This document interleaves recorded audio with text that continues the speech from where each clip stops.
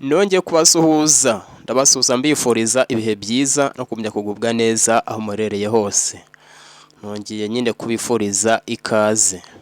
Ndagarutse ngo tuganire kuri channel yacu, tuganire kandi tuniga, tunasobanukirwa. Uza hano aje gusobanukirwa no kumenya byinshi.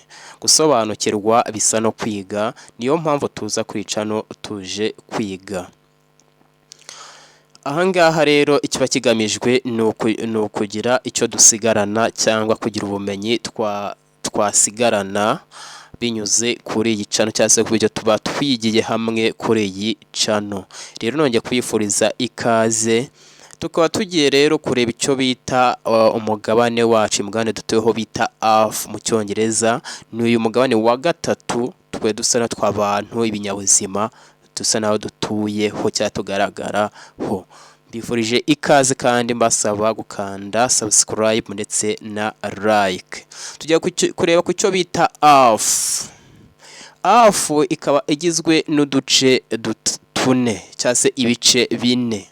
Ziba icyo bita layers of the earth cyangwa se ibice bine by'isi. Ibice bine tubireba tuva hejuru ku butaka tumanuka mu nda y'isi, nibwo tugenda tubona aya layers cyangwa se ibi bice by'isi uko bigenda bikurikirana umuntu kwava hejuru ku butaka amanuka hasi mu nda y'isi. Hejuru rero igice cya mbere tubona ni igice bita Earth crust. Earth crust ni iki gice abantu twese dutuyeho cyangwa se gihetse icyo bita ibinyabuzima byose. Ngo iki ni igice kigaragaraho ibinyabuzima byose bitandukanye, ibihumeka niho bigaragara. Ibi cyitwa ibinyabuzima byose bigaragara ku cyo bita Earth crust. Earth crust ni aka gace dutuyeho tureba n'amaso yacu, cyangwa se aka gace k'isi ko hejuru cyangwa se k'uyu mubumbe ko hejuru niko bita Earth crust. Aka gace kandi kakaba ariko kafite icyo bita amazi cyangwa se ibigega by'amazi bitandukanye, inzuzi, ibiyaga, cyo bita n'inyanja byose. Ibi ngibi mu cyongereza bakaba barabyise water bodies. Iki rero ni igice gisa naho kigaragaraho icyo bita ibinyabuzima cyangwa se gituma ubuzima bushoboka. Iki gice rero kikaba ari igice nyine kigaragaraho nyine ubuzima bw'ibinyabuzima bitandukanye, ndetse nk'uko twabibonye haba hariho n'icyo bita amazi atandukanye menshi cyane, akaba agaragara ku cyo bita Earth crust. Twagiye n'igice cya kabiri. Igice cya kabiri rero cy'iyi si, ubwo tuvuye hejuru kuri Earth crust cyangwa se kuri ubu butaka tureba, ahubwo turimo turamanuka. Ntabwo tumanuka ngo tugereyo cyane, turagera aho tugaruka ariko turamanuka.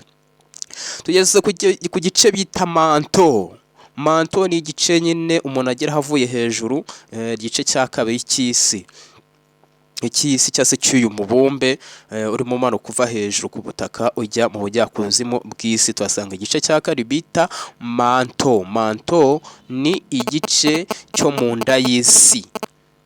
Ni igice cyo mu nda y'isi cyangwa se kigaragiwe n'isi, ariko kigaragiwe n'uyu mubumbe, ariko kikaba kigaragaramo imbere cyane ku buryo utapfa nyine kukibona. Iki gice niyo mpamvu bakita prenatory body, igice cyo mu nda y'isi nyine mo hagati uva hejuru umarukamo hasi. Igice kikaba nyine kirimo imbere mu nda y'isi.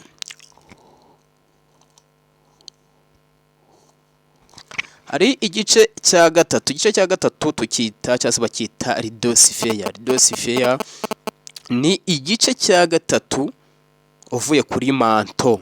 Ni igice cya gatatu cy'uyu mubumbe cyangwa se cy'isi dutuyeho, igice cyo mu nda nyine kiri hasi cyane urenze manto, urimo umanuka hasi mu bujyakuzimu.